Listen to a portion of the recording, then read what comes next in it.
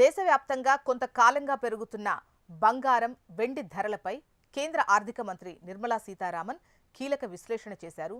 ధరల పెరుగుదల వెనుక ఉన్న కారణాలు, ఆర్బీఐ పాత్ర, ఈ ధరలు ఎప్పటికల్లా తగ్గుతాయన్న అంచనాలను ఆమె వెల్లడించారు.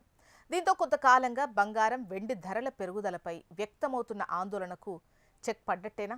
బంగారం, వెండి ధరల పెరుగుదలపై ప్రజల్లో ఆందోళన పెరుగుతున్న నేపథ్యంలో ఆర్థిక మంత్రి నిర్మలా సీతారామన్ ఆర్బీఐ అధికారులతో భేటీ అయ్యారు.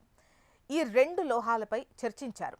అంతర్జాతీయ పరిస్థితుల గురించి వివరాలు అడిగి తెలుసుకున్నారు. ఆ తర్వాత మాట్లాడుతూ ప్రభుత్వం బంగారం, వెండి ధరలను నిశితంగా పర్యవేక్షిస్తోంది అన్నారు.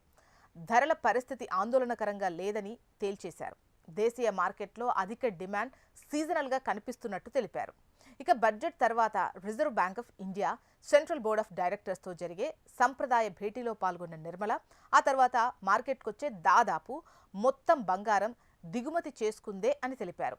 మనది దిగుమతులపై ఆధారపడ్డ దేశం, వీటి నియంత్రణకు చర్యలు తీసుకుంటున్నాం, కానీ అవి డిమాండ్ను తీర్చడానికి సరిపోవట్లేదు.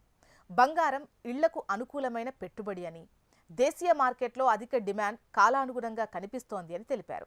ఇవాళ చాలా దేశాలు, ముఖ్యంగా కేంద్ర బ్యాంకులు బంగారం, వెండిని కొనుగోలు చేస్తున్నాయని నిర్మల తెలిపారు. అంతర్జాతీయంగా బంగారం, వెండి ధరలు ఎక్కువగా కేంద్ర బ్యాంకు కొనుగోళ్ల కారణంగా పెరుగుతున్నాయి అన్నారు.